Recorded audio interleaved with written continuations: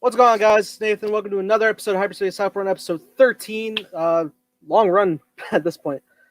We got another stack show that I'm sure by some miracle we'll blast through each topic super fast somehow. We got another full crew as always. Joining us, we have Evan. Hey guys, what's up? I'm very excited to talk about the Clone Wars. You got a little Kessel in here, run me a solo a lot. But I'm also excited to talk about some butterflies too. Very interesting. Yes. Also bringing their butterfly collections, Carson. Yes, I am here. We got the spice, we got the butterflies. Lots to discuss on this episode. I think we're all just kind of at this point in a weird, goofy quarantine mode, and so this podcast is kind of just an outlet for all that goofiness. But we're gonna get through all these topics. I'm excited to be back. Let's do this. Also joining us for the best discussion of Raylo topics, we got Brandon. That's great. Okay, so I'm ready to bring this whole tray full of Star Wars content, talk about it, ready to breeze through it, and yeah, let's get through it. All right, so we're going to kick off with Season 7, Episode 6 of the Clone Wars, Deal No Deal. Certainly a spicy episode. Oh no. Getting the spice. Nate, No, I love puns, man. Yeah, it was good. Good going back to Kessel. Fun times. Not the most amazing episode once again, but I think I enjoyed it a lot more than previous episode last week. What you guys think? Yeah, I had a lot of fun with this episode. It's very fun, especially seeing how naive both Trace and or basically how all these characters are naive, because Trace makes like the dumbest decision in the episode by dumping the spies. Like I audibly gasped, like, are they idiots? Yeah. Like, I mean, is she an idiot? Because like they're going to one of the most notorious spies gangsters without spies. So that was very funny. But then they're also naive from Ahsoka's perspective too. She's still trying to juggle, trying to blend in, but also be morally correct and morally superior at the same time. And that's not really working out for her in the best of ways. She can't really find that mix between letting these people survive and do what they need to do, rather than trying to like show them how they're supposed to be. Because she's really not used to living in 1313, so she's not used to the rules and everything. So I really liked that conflict within Ahsoka. Yes. Yeah, and there was a lot more conflict between especially the older sister and Ahsoka in this episode. Like being from where they are in Coruscant, it's like, I like the whole exchange before they get on the ship to actually go on the mission. It's like, what's your angle? Like, why are you being nice to us?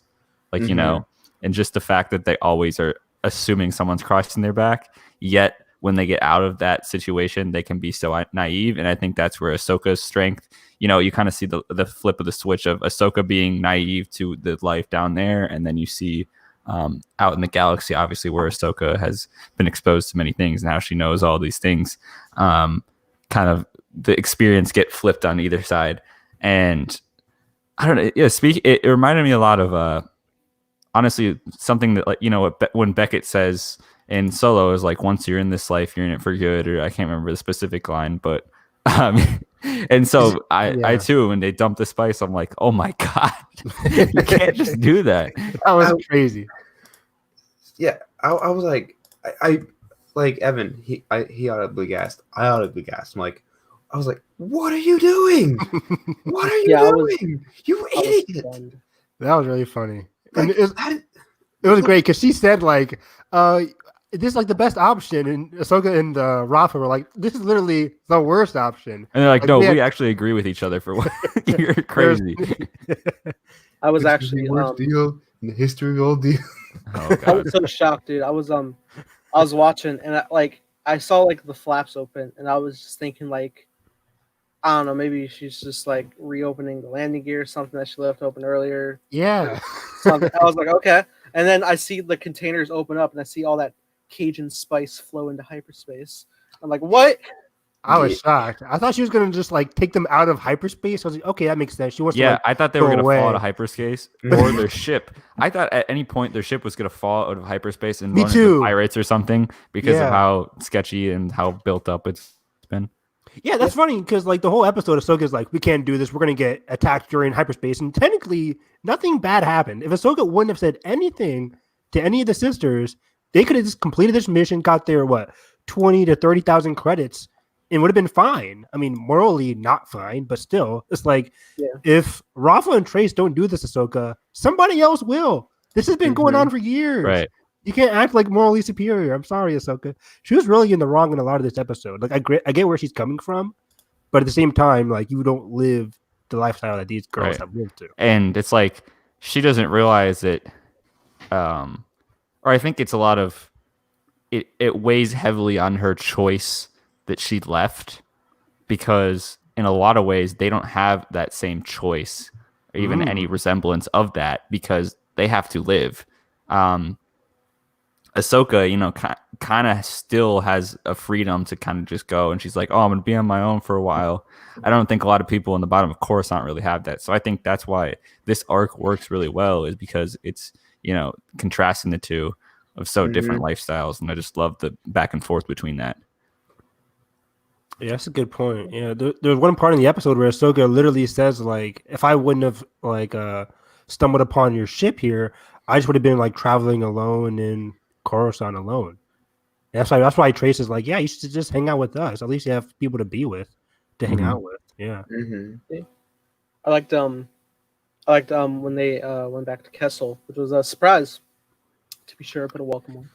Yeah. That not only just like revisiting the whole place, that I think is the exact same spot that they do the Kessel Run in the shootout, that L3 Rebellion. But I liked seeing that there's a whole topic brought up with the slaves, and Rafa brings up like, well, okay, if the Republic really knew about this, I'm sure they wouldn't have stood for it. But then the slaves yeah, you would think that.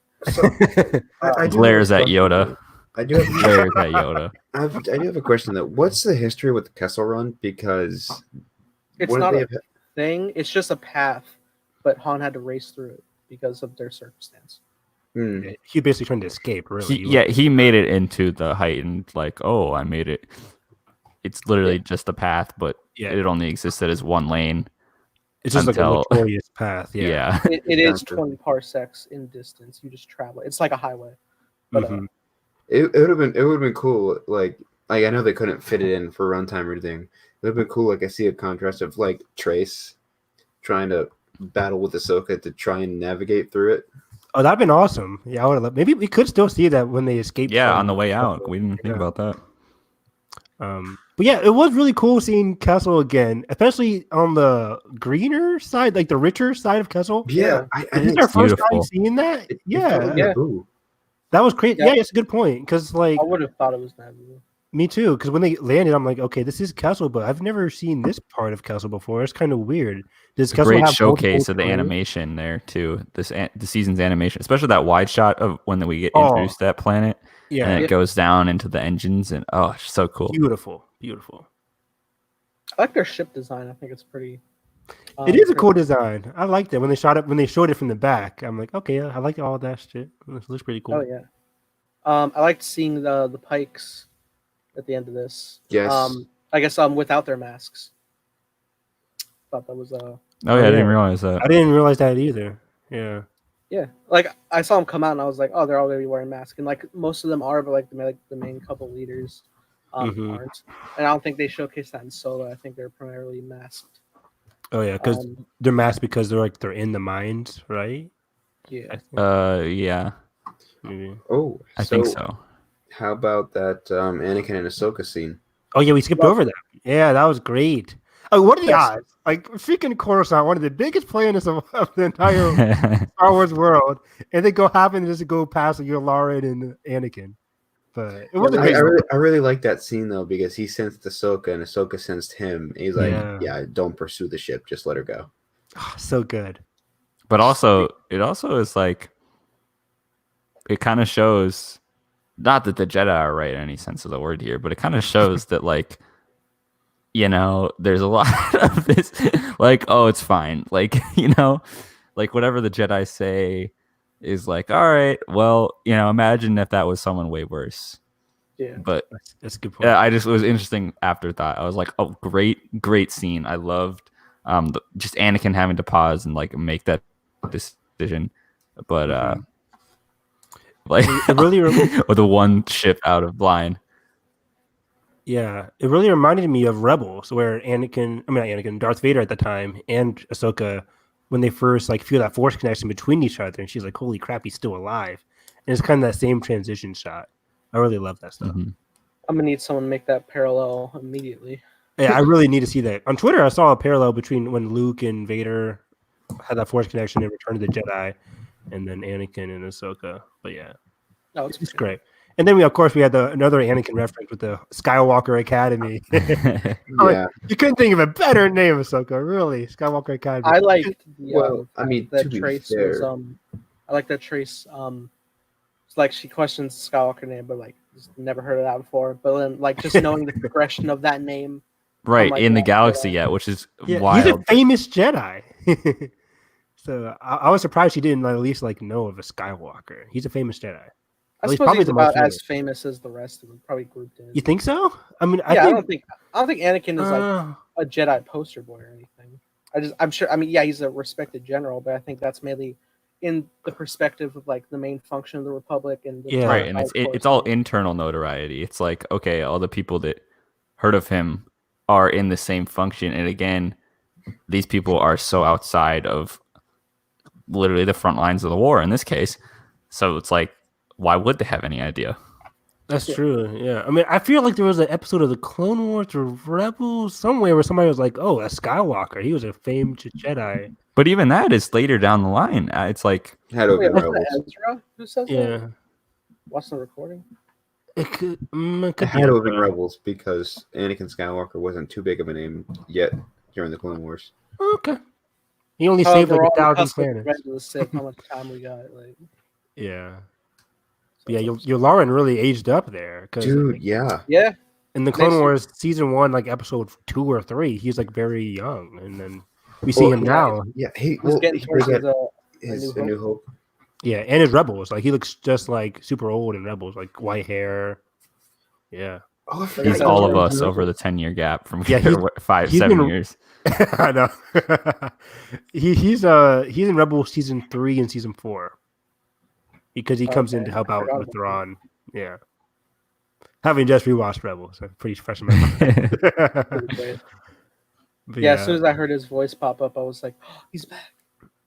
Let's go. He's back. Your Lauren's back. This is great.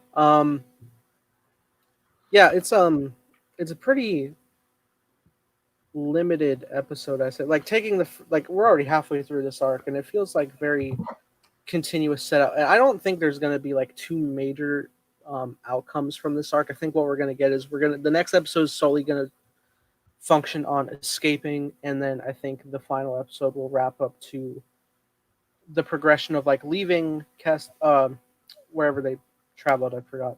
Kessel, yeah. Yeah, from there to wherever the next point is, that's going to lead them to the full Siege of Mandalore arc. Maybe by that point they'll have a run-in with Maul, or like we'll get the start set up for that by the end of that episode. I'm not entirely sure. That's what I wanted to talk about, because as soon as I saw the Pikes, I reread the first couple pages of the Son of Dathomir comic book, and in it says like I forget who they're talking to. It might be one of the Mandalorians. They talk to Maul and they say the Hutts are out, but Black Sun and the Pikes are still with you, Maul. Yeah, They're yeah. still with you. Okay. So, and then in the comic book, the Pikes and Black Sun team up with Maul and they fight the Separatist. Because Maul's like, our only threat is Dooku, General Grievous, and some freaking droids. So we can take the fight to them. What So- if that's how this Mandalore arc starts? Exactly. I think that's how it connects. By bringing I in like that. Pikes, they can connect it with. I have a we're feeling. still loyal to Maul. Guess whose spice shipment it is, or so, it's going somewhere that would be that connects awesome. back. Yeah. It has to connect to like Maul or to the Mandalorian stuff in general. Oh!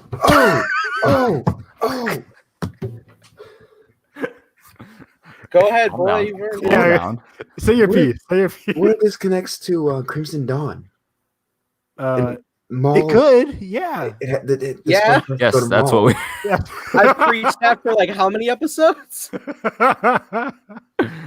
Oh, Yeah, boy. It's now getting hyped on it. It definitely could. But I figured the Black Sun, or not Black Sun, the Crimson Dawn thing would happen post like a Clone Wars thing. Like I it'll get call it a teased. But finale. yeah. Right. Yeah, finale, like we said. Yeah. But the early allegiances of it. Yeah, Sure, of yeah. course. Yeah, the early allegiance. I'm totally clipping that. Yeah, he should. Oh. But yeah, the Pikes. So, because I'm very curious to see how the Pikes interact with them and stuff. That'd be really cool. Also, were you guys surprised that they use spice for other reasons too, besides like drugs? They Like said they were medicine. using medicine. Is that new? Like, I never heard of that. See, Poe Dameron's not so bad. I know. There's, Right? We're spice for there's Star Wars' hot take Yeah, on spice for medical what? marijuana. Hey, okay. Medical marijuana. You sold me. Yeah, it was very Dave interesting. Filoni's like, line. how can I make a political critique? Topical indeed. Watch it be on Clone Wars Download. They talk about that. It's like, well, you see, Oh we my wanted to discuss the medical purposes. of... Pablo's sipping his coffee, just like, we had a lot of discussions about the very. the various uses of spice. But yeah, I was like, okay, so they could use spice for medicine and for, of course, drugs and stuff like this. Is very interesting. But We now diverge the Senate to we call upon Senator Bernie of Naboo. Can you please make an edit of Bernie in one of the Senate pods, like Yeah, going out? You know, if you rearrange the word senator, it spells out treason. oh wow, It's You're one of treason. those kids at the sleepover, aren't I you?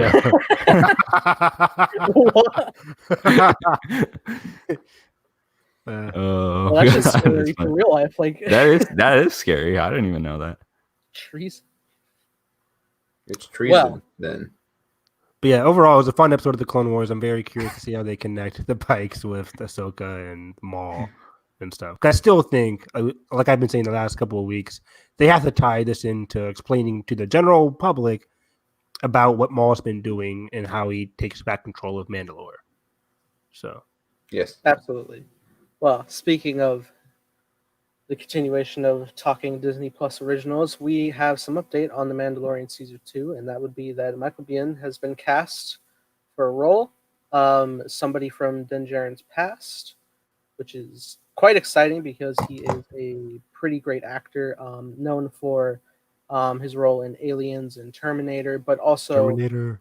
the big thing is he's going to be based on his role of his character in Tombstone, Johnny Ringo, which is yes. a great role. Fantastic. Carson's favorite. Over he's Aliens and all about it. Terminator? I mean, come on. Yeah, Okay. so there was interesting points I think we're just reading up about. Evan or Carson, do you have any of that brought up? Yes. Basically, the report was this is kind of making Star Wars as like little tidbits after the fact, things he didn't put in his story or that he followed up on. And basically, what Nathan said, his character is going to be based on his Tombstone character and kind of rely dialogue-wise heavily on like iconic lines that he said in the past, and I guess new spins on those, which is kind of a really strange piece of information. I don't know how I feel about that, but definitely some interesting perspectives from the sense that he's going to be someone from Din Djarin's past, and I think it will be another sense of authority over him. Maybe, I don't know, and I like kind of being on the dark in this one. I don't know. What do you guys think? So hearing that, if it's primarily fueling from his Tombstone character, I will say it's not like I don't think it'll be a thing because there's no real line he has in Tombstone That's like wink, wink, like yeah, it's Okay. it's mainly just like Western speak because it's all very cowboy-esque all around. So I'm sure it'll just be played in like outlaw speak per se. I don't think it's which going I'm to be fine like with. That's cool. ones. Yeah. Mm-hmm. This is the kind of news I'm very excited about because I like seeing new characters show up in contrast to like earlier reports of like, oh, we'll see other Star Wars characters show up in Mando Mhm. season 2. I like that we'll be seeing more of the Mandalorian's past again because that stuff was very interesting in season 1. But also, like at the end of season 1, we got teased about most of the Mandalorians in I forget that planet that they were on, but they were mostly killed off. But we knew, like, okay, he's still going to encounter some rogue Mandalorians in season 2 that survived. And I guess this is one of them. So it'll be interesting to see how he relates to Michael Bihn's character and how he challenges the Mandalorian and his relationship to Baby Yoda. I would love if this character is like we see very much a dedication in the Mandalorian way by all the Mandalorians that he encounters in season 1. I would love the antithesis of that, completely opposite That's of just like lone ranger, like, hey dude, like, you don't need to listen to these people anymore. I know they're saving you, but look what their allegiance and stuff has caused in the long run. You're just going to be found again if you're with all of them. Something, I don't know how the character would go about that, but just to kind of switch it up, because I think, or just a bounty hunter, if it's just a bounty hunter in general, I'm fine with like just being someone from his past. But like Evan said, it's cool that we're just getting new characters in season 2. So I'm excited to see how it plays out. I know that I think somewhere in the reports, I don't know if it was connected, but there was also saying Bill Burr was seen on set for season 2 returning. Oh, wow. Yeah, he's confirmed. Confirmed. Yeah. Since Which when? is pretty great. Huh. It was Breaking like news. brought in the same reports that broke that Michael Biehn. Oh, I skimmed those. Yeah, it was in those articles. I don't know if their characters would be connected. I think it'd be cool because Wasn't he in prison? He just yeah, escaped but prison? maybe Michael Biehn's character breaks him out. I would just Oh, okay. Yeah, he wasn't killed. So. He wasn't killed. I thought they were. Yep. I thought they were all alive, all of them. See, Yeah, somehow that one dead. devil-looking character survived getting shut by a door or something. I'm like, okay, it's He's Star Wars. Clancy Brown. You can't kill Mr. Krabs. You can't kill literally Satan. Yeah, I know. I guess not. That was surprising. But I like that idea of those kind of being connected. Normally I'd be against that, but I think we at our kind of wrap up of our episodes on Mandalorian back in December, we kind of talked about season 2 predictions of like, we think a lot of stakes and consequences are going to catch up with Mando in season 2. Yeah. And I think that's going to come from the Mandalorians themselves and this subset of groups that he run with, whether this Michael Biehn character is part of that or not, and consequences that are in the future of finding, whatever he's deciding to do with Baby Yoda. I think that's all just going to come crashing down on him, and I'm really excited to see how. And of course, in the Empire, we have all these things coming down on him. So I think this is just one more piece of the puzzle that's kind of setting the stage for everything. Yeah, I'm very curious because, like, is Michael Bihn's character? He's like you guys said, he's a friend from Mando's past, right? Yeah, friend or bounty hunter. I don't know if it's exclusively friend or just coworker. I don't know. Okay. But then if he's freeing the Bill Burr's character, it's kind of like antagonist to Mando. Right. Are they going to get along now? How's that going to work out? But then we also have to figure in freaking the Empire. I mean, not the Empire. I mean, yeah, I guess it is the Empire with Giancarlo Esposito's character. I forget his name. Moff Gideon. Moff Gideon. Yeah, Moff Gideon. How dare you forget his name? Yeah. I mean, maybe it's. I can understand I can understand forgetting Ming-Na's character. They wasted. She better be back this season, otherwise. They She'll wasted be her. fine. She's They dead. wouldn't set up that She's ending. For him. dead. You're right. Come on. It's all freaking Boba Fett bull crap. I mean, what if that's the? I don't want to be that one. I don't know who that is, but what I was just She's thinking actually- now is, yeah, that's what I was going to bring up. But also, I was going to bring up the fact that, would you guys like? Maybe this guy is like, I kind of like that disillusion. Like maybe he's kind of a DJ character where he's like, man, I'm just trying to get a paycheck, and if my job is to come after you, I'm coming after you. Maybe it's shit. I like something that like kind of that where he's character. literally paid by the Empire, and maybe that's a late twist Ooh. later in the game, and that he kind of acts as friends to lure him in, but then turns against him. That'd be awesome. Effectively, Carl Weathers' character's plan before Yeah. his change of heart. Yeah, after Baby Yoda straight up force healed him. Magic hand thing. He's a magic hand. The funniest thing is like, oh, he's trying to eat me. That was great. But speaking of flashbacks, do you guys think we're going to see more Mando flashbacks, like when he's a teenager? That'd be Yes. really cool. I Like, think you'll get further development of his upbringing in the Mandalorian ways. yeah, because he was trained by, what are they called again? The people in blue from the Clone Wars. Death Watch. Death Watch. Yeah, Death Watch. So we could see, like, maybe they could cast, maybe since they already filmed the freaking season, maybe they already casted like a young teenage-looking Mando, and that could be our flashbacks for season 2, where he's actually like training the fight sequences and stuff. That'd be really cool, just to see, Definitely.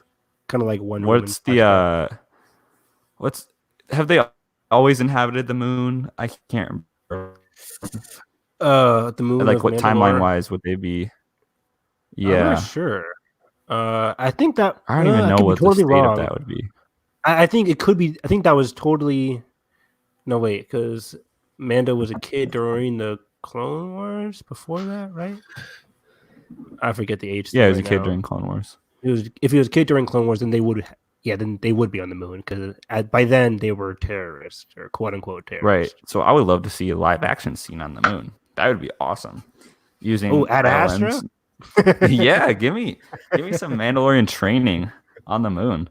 That'd be really cool. Yeah, I can't wait.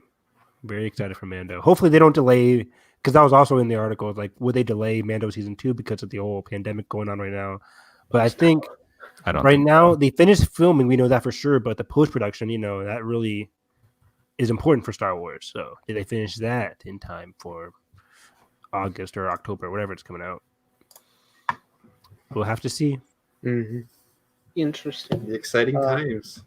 We look forward to it. Rounding up this trilogy of Disney Plus show talk, we have a little bit more updates for the Cassian Andor series, which is always nice to hear that's still alive and well. We've been waiting for this since we were 6 years old. 6 years old. It is a shame that we're like just sitting here in the dark on Kenobi news now. I know, man. Yeah, because I totally thought Kenobi was going to come in next year. But now it's coming in hot and fresh, and then now it's just like, yeah, it's coming. See, I'm fine without it being a weekly thing where it's like Ewan has to come out on every news show and be like, "Guys, calm down," because I feel like it was so blown out of proportion when it's like, we are writing. This is how writing works. I bet he was so happy he was done with the Birds of Prey press. He's like, "Thank God, no more excuses for them to talk to." Literally, because instead of Birds of Prey, they'd be like, "Okay, yeah, he's in Birds of Prey, but also Kenobi." It's the same thing. It's like Ben Affleck will be on the way back press tour. They're like, okay, but the Snyder cut. And it's like, come on. It's like, Jesus Christ. But yeah, so Cassian Andor. Yes, regarding Cassian, some things were taken away from it that I saw. Seems like they're going over the basic spare no expense type deal. We went with Mandalorian of that, like, there's no real difference from it being filmed to TV budget. They're really sticking with the same type of reduction you would have with any other Lucasfilm project that they have, theatrical or otherwise. But another interesting thing was like the aspect of carrying over designs, which is not uncommon for Star Wars, but it's always intriguing to think of that. Just we would go through all the art books, and there's a lot of fantastic unused designs. They could. And it seems like they're going to take something from somewhere to put into this Cassian series, which I think will be fascinating. I think primarily you'll expect it from something like Rogue One and Solo, but there could be some specific designs that could be from the sequel trilogy unused, whether it's creatures or architecture. Always fascinating stuff. But what were you guys thinking about the quote that came out? I like you. I think it's going to be, and Neil was kind of speaking in general of like building out the lore and stuff, and just kind of like the extensive library of ideas that they just build up on a day by day basis. And it's just like having all of that inspiration around is just such a benefit. And I think keeps them motivated. So I think it's like super cool to see that same passion go into the shows, and like just see how excited they are to explore a new format in Star Wars. And like so far it's worked out pretty darn well for the Mandalorian, and I'm just as hyped for a Cassian series and for Diego Luna to be back. I thought it was absolutely fantastic as Cassian. So yeah, it just, again, it's like we talked about this last week. It's just it's kind of a waiting game, but it's nice to get these little tidbits that everybody behind it is so excited, just as fans are. Yeah, I'm always excited of Star Wars classically using that quote unquote backlog of unused characters. Does anybody have like the Art of Rogue One book? Nope. Yeah, I don't have that one. I have the visual dictionary. Me too. Rogue One. I don't know why I don't have the art book, or is there even an art book for Rogue One? That's a good question. Now that I think about it, I don't think There is. I could totally be wrong. Somebody can check that on Amazon.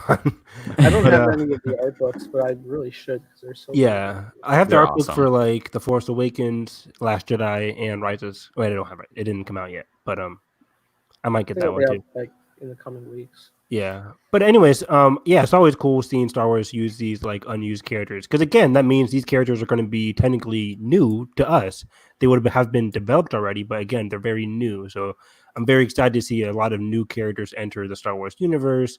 Because just last week, or yeah, this is previous week, there was a tweet talking about like Enfys There is Nest a Rogue One art book. Oh, sweet. Okay.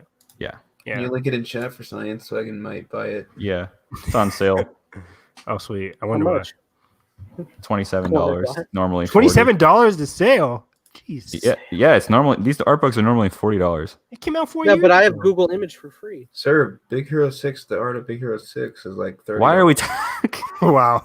Thank you, Brandon. How do I share This this? Disney show. Oh, Here. here we But I'm kidding. Well, But I bought yeah, a full subscription. I bought it for my girlfriend. I like using unused characters because one of my favorite ones is like the unused concept art of Kylo Ren was used for the fifth brother, I think, in Star Wars Rebels. I think that was like an unused design from The Force Awakens.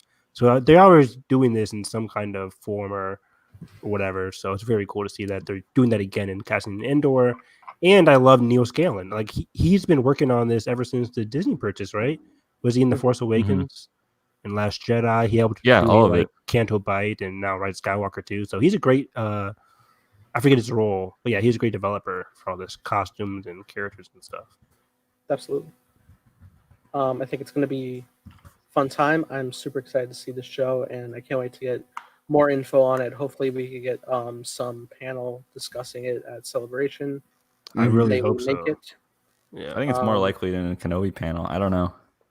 Maybe Yeah. maybe they just have a TV panel in general. yeah, I'm gonna say maybe Yeah, they a do Disney Disney Plus Plus. panel would definitely work. I think. Yeah, that'd be awesome.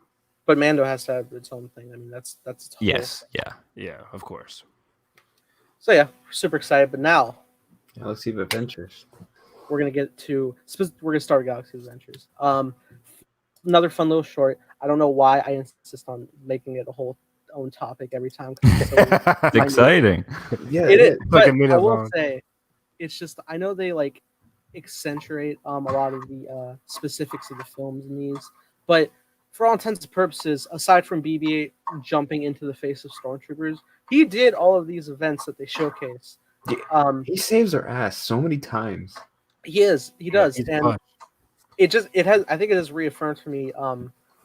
BB-8's like the best droid. He's so fun. He's so Wow. good. That's high praise. Honestly, I mean, I love R2. R2's fantastic, but aside from him plugging in terminals time to time and Wow. Wow. in the action, man, he's And telling R2 isn't. Like, this is- he's out there, Wow. man. Yo, Battle without- of Yavin, excuse me- R2-D2. Excuse me, sir. Without R2D2, Padme Amidala would have fucking died. in the fire thing. Sure. Well, that's okay. Yeah, there's whole stuff, but like, yeah. Aren't you watching the prequels? I think you. look, I love R2. And like R2, obviously, I got it. Like, bro, I'm all about it. But BB-8 is just Jesus. like so great. Like, come on, you guys love BB-8. I love Yes. BB-8. He's great. Yeah. Well, we were arguing about this on Twitter yesterday or something about the The ramps on Kajimi. Yeah, you really do not like I hate that. those ramps, man. I love them. And for them to pass it off as a detail of like, oh, so droids can get around the town. Baloney. You cannot That's tell me baloney. that was planned. I've come around on it because, like, No. Oh yeah. Yeah. On There was a Andor. tweet- On Andor, when they got taken prisoner by the Ewoks in the net thing. yeah. And then, like, there was a tweet saying, like, it's historically, like, in some ancient cities, they have ramps for, like, transporting No. stuff. No. Like, Get out. This is what happened. JJ was about to call action, and he realized BB-8 could not go up the stairs, unlike in The Force Awakens, where he went down the stairs on Takodana. And they Oh, turned to all the production assistants and they said, "Hey, you see all those boards over there? Put them down so the droids can get up." And then they said, while you're at it, also grab 3PO coat because it doesn't make sense that the other characters don't have that's just my headcanon, though. It's not accurate at all, but I just like to mess around. But I do like, as advertised in this Galaxy Adventures episode, BB-8 using his little arms that come out into. I love that detail in The Force Awakens where he balances himself on the Falcon when Rey's rolling around and evading all those. It's perfect. But why can't he use those to get up the stairs? And then like Dio is just stranded, and then he just like hits Dio and pulls. I would have loved that. But yeah, BB-8 is such a great droid. I will say there is a moment that they missed. Is when BB-8 saved them on Canto Bight with the ship when he's with DJ. I wanted a cartoon DJ so bad, dude. Yeah, that was a great shot. Like when he comes above the mountains with DJ, it's like when those stairs come down. I wonder how he got up after. Yeah. How did he get there? Yeah, what happened there? This is what plagues my mind during the coronavirus. How did BB-8 get up the stairs? I did love how they showed mostly Last Jedi stuff. Like they showed him saving Poe in the beginning of the Last Jedi. And Rose, Canto Bight, and Rose. Yeah, Rose at the very end on the ship. I forget what it's called now. Snoke's ship. The Supremacy. The top of the walker. Yeah. Oh yeah, it was fun stuff. I loved great stuff. Love seeing some Finn and Rose drawn. Rose looked adorable, like the way she was drawn. She did. But yeah, it was great watching just BB-8, be the lovable droid that he is. However, it should just be a silly short, but we got here we go. Canon here. The meat of all this stuff. The good. It was so funny because like it started out. So we're going to be talking about the Chapter 2 of Rollout. Ben Solo sounds so official when you say it like that. Oh, yeah. Chapter 2 of Rollout. Star Wars Kids. Directed by Michael Bay. That's what it sounds like. It sounds like a Michael Bay. He could. No, it was great. Going through the episode because, as eccentric as the creative expression is, like I know full well the Falcon did not just spit out Ben in real life, but creative freedom is creative freedom, and it's hilarious to follow through. But then we go through where Han and Chewie were initially there for, where these blue butterflies, which is all we know of while watching. But at a point, Ben frees them, and then one of the hench people comes out, try to get him, but then he's whisked away by these butterflies, which is a nice, happy moment because it's always nice to see Ben having some form of joy in his life. So did the butterflies whisk him away when he faded away? Oh, clever. You're muted. All right, so while we continue with this on the episode, he'll be back in 1 minute. In a minute, he'll be back. In the meantime, oh no, Han scoops up Ben once he frees him, which is adorable, just like a dad. And yeah, I love that shot. He's like, just come on, just take him and then start firing back. Yeah, and then they're symbolism, Nathan. Get to it. Yes, the big thing was regarding these butterflies. A lot of beautiful fan art has been coming out about them. I'm a merciful king. But yeah. So there was interesting connection made in the Vader comic series. I think the newest run was in the Charles Soule run. Yep. Yeah, in the progression of Anakin's visions in a ritual where he's trying to resurrect Padme through the Force. His light side essence appears around him in that vision in the form of blue butterflies, the same which look just like the ones that lifts Ben out of danger in the moment, which is, I think, really nice connection. I don't know if it's specific for like a Skywalker thing. I wouldn't know if Luke had any sort of a connection like that. They could write that in the future if they wanted, or if it was specifically just like the strongest of Skywalkers, that being of big dyad connection in Ben, while also the chosen one of Anakin, because they're fallen Jedi to begin with. So that could probably be their inner good. But it's also was fascinating because a lot of like real world meanings applied to blue butterflies have to do with themes of redemption, rebirth, and resurrection, Yeah. which just keeps fueling my damn Ben Solo lives. Damn it!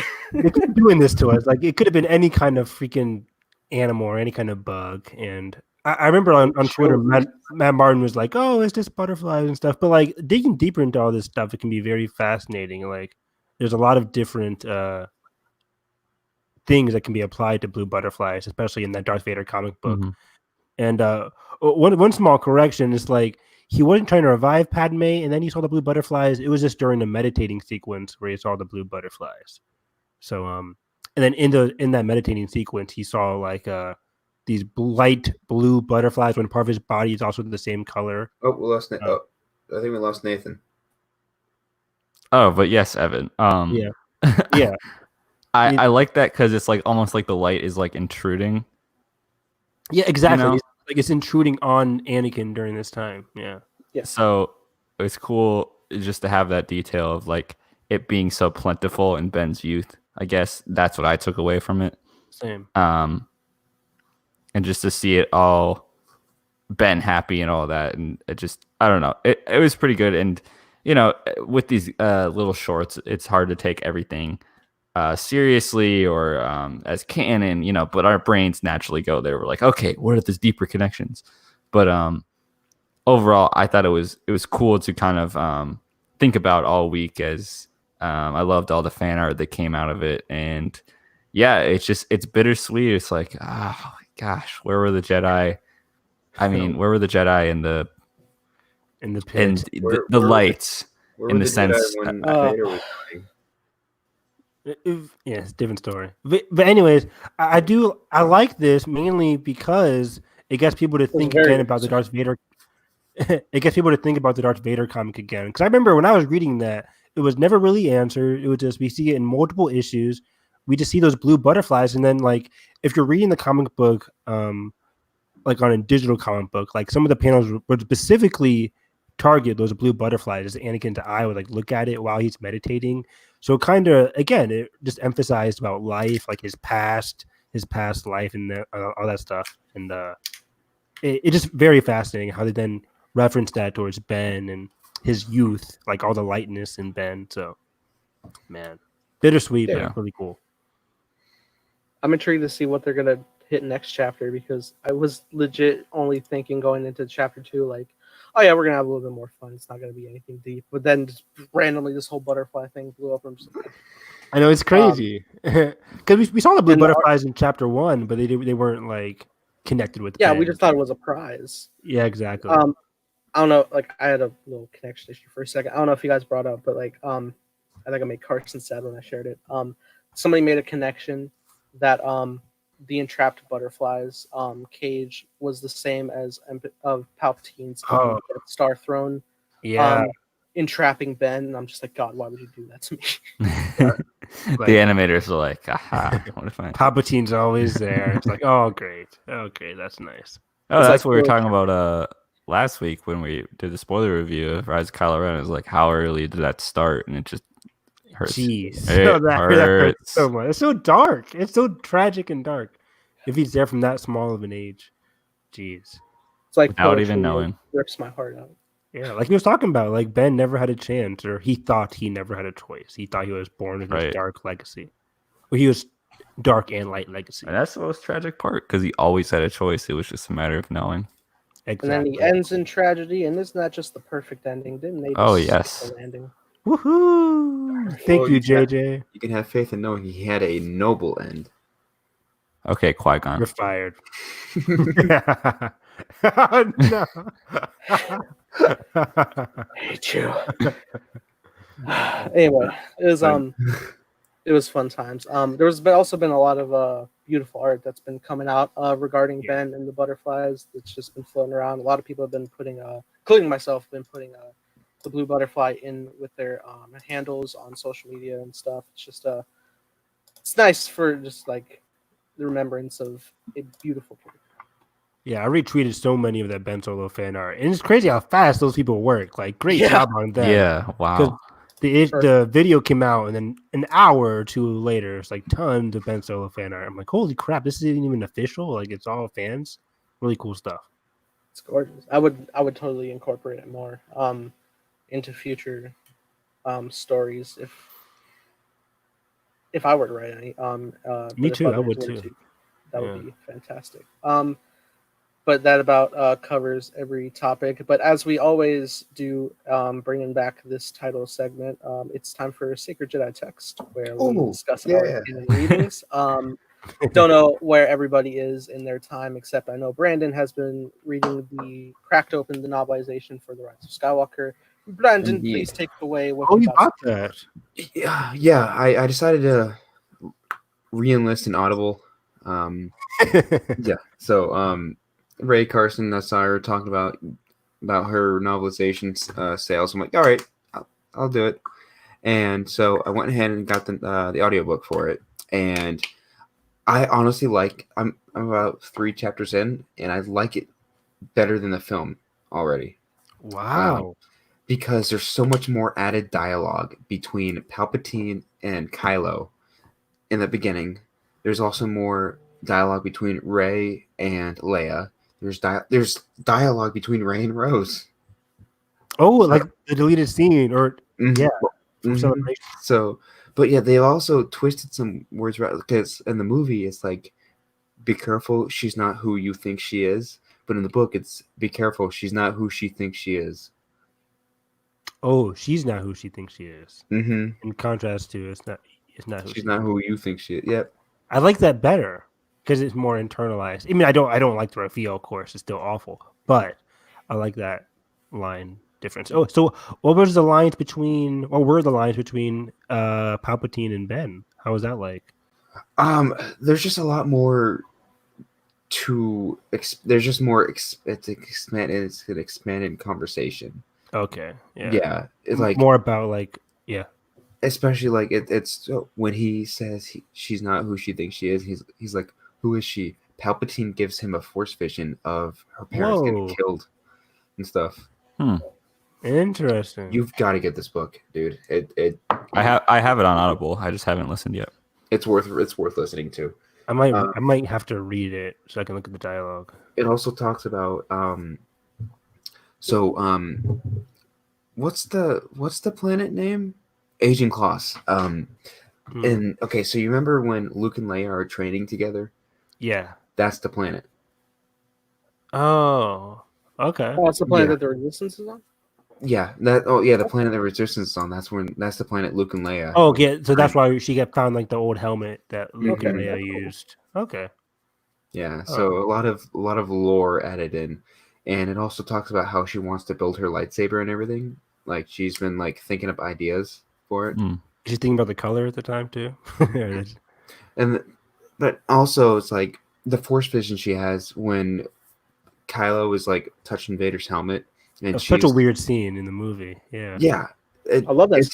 It's completely different because she in her head she's imagining she's having the force vision of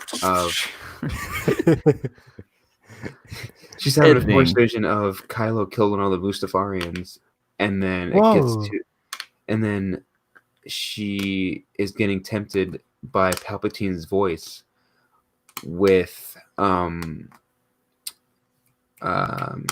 Exegol. She keeps hearing the name Exegol, and she's like hesitant to tell Leia. And then Wow, it's almost like that could have been a conflict between Rey and Leia, and not the stupid "I had to earn your brother's saber" bullshit. Okay, anyways, Carson came with a hot take. That's a dumb line. Yeah. I am actually looking forward to this because, like Brandon, all these things intrigue me. All these things really intrigue me. But it's hard because then you consider the bigger picture, and then you're like, but I think I'm gonna get through it, and I think Brandon's recommendation about, especially, I'm really curious, kind of when Brandon gets to probably next week, he'll get to like some of the Rey and Ben scenes and how those are expanded or kind of enlightened in new perspectives. So that's really what I'm gonna listen to this book for, is to kind of get those crucial moments and see what happens there.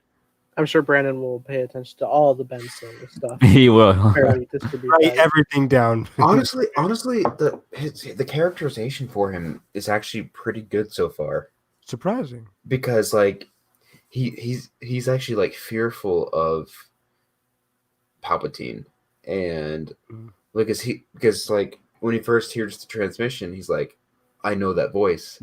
And then when he gets to Mustafar and like gets the Wayfinder from the Spider Lady, the Spider Lady's in it, by the way. Yeah, the bog. Yeah. And she's like a loyalist to Vader, and he's hesitant at first. He's like, this was too easy. But then again, she knows I'm the grandson to Vader, so that's how he gets the Wayfinder. And so like he starts hearing the Palpatine's voice again. He's like, oh shit, this is Palpatine. All right, I'm gonna go kill him. Yeah. See, I wish there would have been more of that in the movie, in the sense that both from Ben and Kylo's perspective and the Resistance, there is not really enough like. There's not really like an oh shit, it's Palpatine. It's kind of like, oh, Palpatine's back. All right, whatever. How did this happen? And it's so Somehow. It's so strange. Like I don't know. It's just there's no personal connection right until later in the movie, and even then, Rey doesn't really challenge Rey like they really wanted. But yeah, Brandon, when Ben says he knows that voice, how does he know Palpatine's voice? In the sense that that's the voice inside of his head. So that's how he knows, because Ben was like born after. It's died. part of that. It's whenever he sees all the Snokes. Talk about how he made Snoke. That's when he comes to the realization that he puts all the pieces together. He's a pretty smart kid. Yeah. He's like, okay, multiple Snokes. Okay, Palpatine's voice. Okay, I think something's going on here. But that's interesting. Yeah, I might have to get this book. Like I was telling Carson before this, like I want to read books other than Star Wars, but they keep pulling me back in with all this stuff. It's hard. I'm guessing I'm back in some John. There's just so many great canon books out now. I know, and I'm still like catching up on some stuff too. So, in the theme of our self-isolation at this moment, might I recommend the Yoda story of certain point of view? Nathan, you've never talked about that one sitting in front of me again. It's sitting on the shelf. Because I can't return it to the library because the library is closed. So I have even more. I have more incentive to read it, but it just sits there. Carson has $20. They're short stories, my dude. Oh man, yeah, it's still right in front of me too. I got to read that stuff, but maybe at this point, we're gonna put Carson up on the screen. He's gonna read through the entire chapter as we speak. Maybe if you give me homework that I had to do like a review of like 3 passages of like you'll pick the Yoda one and 2 others, and I'll do a podcast review of 3 of them. Carson, then we can post it. Carson, we're on the final topic of the night, and we still haven't hit. No, not right now. I'm talking about in the future. Yeah, homework assignment. But yeah, I guess I could talk about my Resistance Reborn, because I've been listening to that Audible for a while now. I mean, since Monday, I guess. I've been trying to catch up. I started this like before the movie came out. Like I started this the week of Rise of Skywalker coming out. I was like, okay, I'm going to finish this before Rise of Skywalker comes out. I didn't get a chance to do that. Rise of Skywalker comes out to finish. Reborn? Yeah, to finish Resistance Reborn. I didn't really get a chance to finish it. But then after I saw the movie, I was like, ooh, I really don't want to read it anymore, because it kind of like it soured my taste in all things Star Wars. I just got to everything Resistance Reborn set up was not done exactly, which is what I heard going in. But then, like, I'm listening to the book now because like I want to breeze through it and finish it up, and I'm going through it, and I actually it's not bad. It's not great, but it's actually a pretty cool book. At least as I'm listening to it on Audible. Because I remember Shriv is in it. That's all I need. Who's in it? Shriv Shrigav. Yeah, Shriv. I'm about to say Shriv is a great character. I love Shriv as a character. I love his technically daughter, because after Iden dies, Zay, I think is her name. Zay Versio. She's a cool character. But there's also some great reviews. Like I'm not usually a fan of connections in much of things like the MCU and all that stuff. But And then we Resistance had Wedge. Reborn has like a ton. Every chapter is like a different connection, but also means something to these characters. Like seeing Champs Nora and Dula. Wedge, Champs and Dula, and seeing Ryloth and all the importance that does for the rebellion. Like I said, Wedge and Nora, seeing that progression from their relationship in the Aftermath trilogy coming into Resistance Reborn is really great. Like you don't have to have read the Aftermath trilogy to understand the relationship, but it does help. And there's also a great reveal of a character that I thought was dead. I don't want to spoil it. Don't spoil this, Brandon. But there's a character that I thought was dead from one of the Claudia Gray books that turns out to still be alive in Resistance Reborn. I was driving my car and I'm like, yo, I had to almost pull over. I'm like, you have my attention now. Yeah, there's one character that I love, like one of my favorite new canon characters that turns out to still be alive. Maybe just by saying that, people already know what I'm talking about. Maybe, but I do not. Okay, cool. But yeah, I was like, holy crap, this is a great reveal. And again, it's a great connection that's just not like, hey, it's an Easter egg. It's actually a connection that means something to Leia, and it means something to like the First Order and Star Wars in general. So I really like. I have a guess. So it was really Maz cool. is good in the book. Maz is pretty cool in the Maz book. in the book? Oh, yeah. I'm gonna start reading this. I wasn't really a fan. Maz had this one chapter where she talks to Poe about Poe's trying to get her to join the Resistance, and Maz She's like, hell no. Yeah, she declines. I'm like, why is Maz acting like a you know what? Like, why is she declining Poe right now?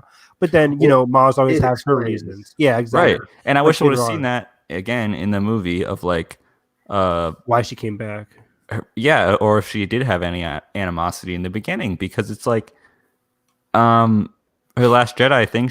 Maz has this huge life, and yes, she is for the fight, but that doesn't necessarily mean that she's on the front lines. It's a big burden. Exactly. Yeah. There's a lot, and they really talk about that whenever because there's like a couple of chapters of just like recruiting leaders. They need leaders for the Resistance. And they always talk about like, I kind of left this life behind, or we've all had bad things happen to us, but going back into the fight is really risky. And I mean, just looking at all this stuff between Snap and Wedge really made me kind of emotional. Granted, because we know what happens with Snap and the Rise of Skywalker now. Stop! Dude, I literally yelled, "Snap! No!" Yeah, we were like the only ones in the audience who actually knew what that character was. I yelled that in the theater. I was like, "Snap! No!" It's like Greg Grunberg's character. I mean, having read or listening to Resistance Reborn, I really wish they killed Wedge instead of Snap. I don't really understand the point of killing Snap other than wanting to give Greg Grunberg a great arc to his character, I guess. Because he's a friend to JJ. I mean, that's honestly what I think happened. I think Greg Grunberg talked to JJ. He was like, you know what? As a fan of my character, I think you should die in this movie. I'm like, no, I mean, for more thematically, it should be the old guard dying, like Wedge, ushering the new guard in Snap. See, Wedge had a 2-second cameo. He had a 2-second cameo. Just kill him off. Just have Wedge nice come shot, in. Mando. I can't even remember. Is Snap in Last Jedi? No. No. Yeah, I always think that he is, but he's not. Like I legit thought he died in the battle over whatever in the beginning of Last Jedi. Yeah, because Snap is only friends with J.J. Abrams. I know.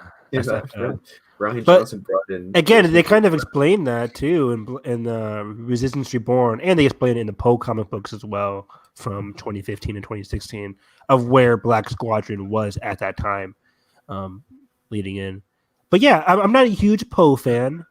I think Poe's pretty basic character, but I do like his internal dilemma in Resistance Reborn, where he's actually struggling with having technically committed indirect murder of all the Resistance people that died because of his rebellion against. Guess we get to see that in the new movie of the trilogy. Black Squadron. I wonder when that's coming. Yeah, exactly, Brandon. When he's explaining to Black Squadron about how he messed up by trying to start a fight with Admiral Holdo, but they kind of believe him. I mean, they kind of like understand. They don't, but they do.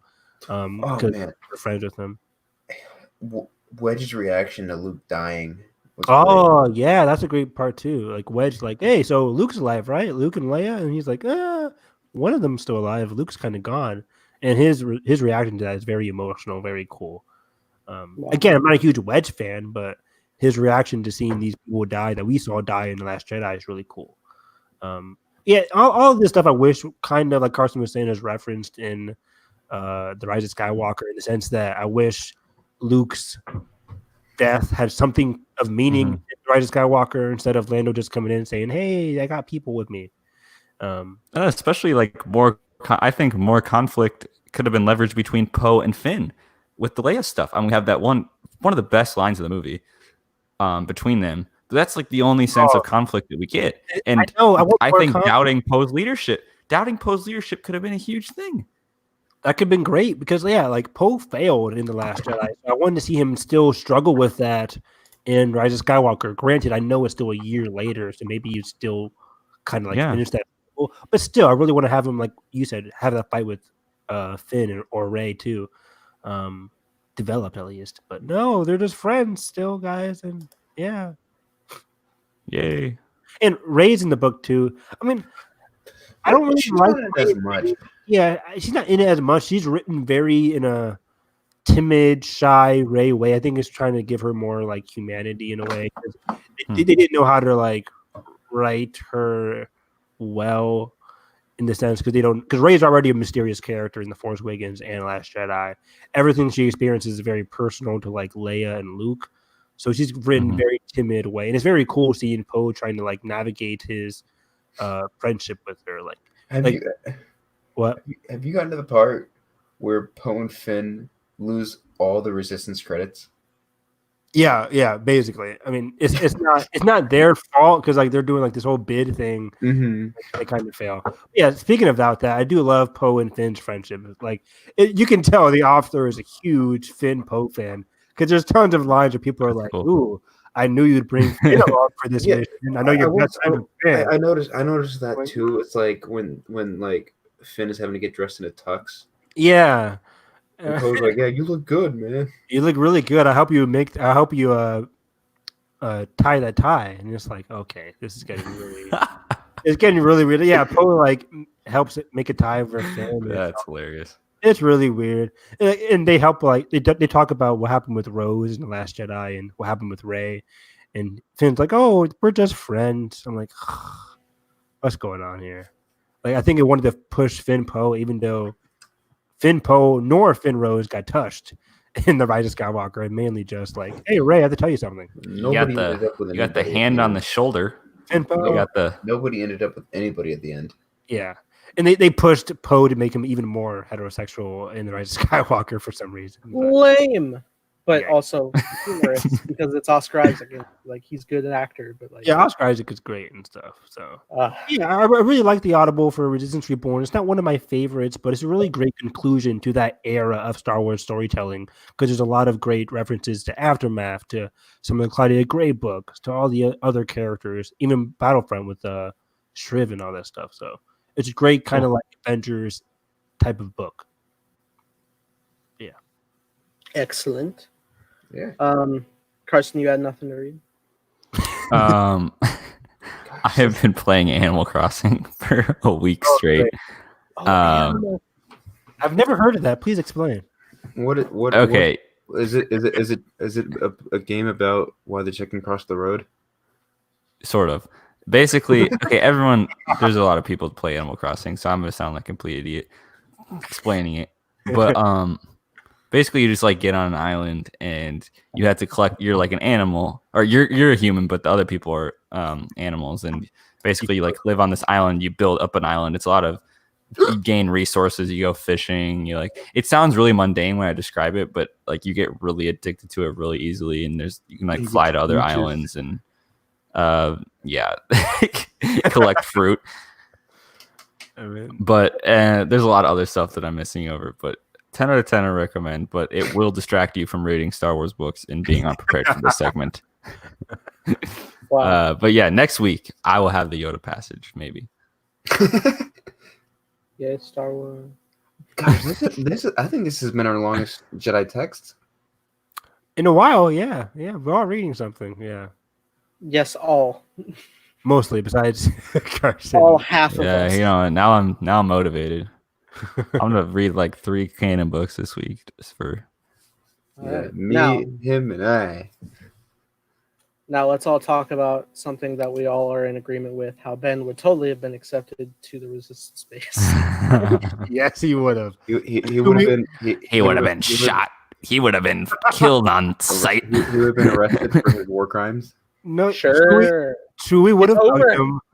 Leia would have been. I mean, Leia would have been dead, but Leia would have been dead. Maz is there. Maz, Chewie's there. Lando's Chewie's there. there. Lando's Maz has there. no resistance leadership. But she's wise. Poe would Poe's the general. Poe and Finn are like, yeah, fuck this guy. Throw him in a bridge. They wouldn't. They're like, oh, you Yeah. revived Rey, our best friend. Okay, cool. You're done. That's it. Like, No, everyone would have had be like, to do that. yo, Rey wouldn't be here if it wasn't for me. So f off. See you later. I mean, I think, provided that Ben participates in the final battle of killing Palpatine, probably more accepted. He's still a war crime. There's a better chance of Hux getting No, you are on crack. What? How? He's Brent? the spy. Oh my god. God. No, stop. Listen, this is how it would have gone down. If realistically they all would have been distracted by Celebration, and Ben would have been sitting over there by the X-wing like a little Ben, and Rey would have had to like come get him, and then like someone else would come over, and then another person would come over, and then you would slowly like start talking to them. They'd slowly realize, oh shit, that's Kylo Ren. Arrest him. Or they'd be like, "Hey, who's this guy?" I mean, it can be Kylo Ren. He's not. And then yeah, like who's in charge right there? Leia's gone, so who's like really has the authority there? Some random generals? No. I'm sure they'd listen to Lando. They listen to Lando. They would absolutely listen to Lando. So because somehow Lando has all this authority, even though he's been gone for a couple years. Yeah. I mean, the resistance knows what Kylo looks like without a mask on because All right. From, Lord like, Sandeca he spent so rises far from the away. grave. He spent an entire year without a mask. Anyway, Yeah, but who's to say he was in the spotlight during? Rey would have got him through. No, he fucking died. So All right. That's And with that, And with that, with that, let's wrap it up. I guess. Yeah. It's pretty good. Pretty good episode. Yeah. So It's like- coronavirus if you want. yeah, it's one of the short. I think it might be the shortest episode we've had yet. Really? Shortest but most beefiest. the No, it's- spiciest. We've had so much more to discuss. We Spicy had is the meats. We Breezed had the through this. meats. Okay, so yeah, it was pretty fun episode. We discussed a lot about things. We look forward to further news to drop every week, as well as further adventures of the Clone Wars and the continuing saga of Planet Earth, and whether or not our favorite film franchise will get delayed in any projects. So with that grim thought, Evan, where can they find you? You guys can find me at Harris EV9 on Twitter. This weekend, I'll be watching one of the best shows of the last decade, which is the Better Call Ozark. Saul. Oh, yeah, Better Call Saul is great. You guys should watch that every Monday. But Ozark is on Netflix. Ozark season 3. So I'll be watching that tonight and this weekend. And by this time next week, I would have finished Resistance Reborn. So we can talk about that again next week too. Awesome, Brandon. Where can they find Better Call Saul? You guys can find Better Call Saul on the AMC network. Oh my So, god. yeah. I will be some closing thoughts. Great episode as always. Thanks for having me on. I will be interviewing the YouTube channel Oral Knots tomorrow, and I'm super excited to be interviewing them. I'm pretty good friends with the owner of the channel, Zach and Craven, and so it's going to be great to interview them. I have a few questions lined up. I've had a few people send in questions. So yeah, I'm super excited to interview them, and I'm super excited for you guys to listen. Yeah, for those that don't know, I've recently launched this little side segment to Hyperspace Hype for these one-shots called Hyperspace Hype 1-on-1, where we sit down with another fellow Star Wars fanatic, and we just basically chat with them on their whole experience with Star Wars and whatnot. Interview style, very casual, very fun. So look out for those every so often. Carson, where can they find you? You guys can find me reading the certain point of view reading passage slower than my internet speed. And You still downloading Warzone? I think it had an error message today. Oh my god! Topic. Anywho, I am very excited for. We are literally a week away from getting into like Clone Wars content. Like things are ramping up, and it's gonna hit us really fast. And I'm sure we're gonna have a lot of takes about Maul's intervention and Ahsoka kind of getting back in the action. And I'm excited to talk about that. And yeah, it's been great to kind of keep this podcast with a lot of other things going in the world. But yeah, see you next week. Yeah, and as always, you can find all of our social medias in the links in the description below. Yeah, it was a fun episode. Great talking with everybody again. That being said, though, guys, if you enjoyed our podcast podcast recording, you can hit the like button, subscribe if not already. Catch us here every Friday night. And with that being said, hope you have a great day. May the force be with you always. Bye, everyone.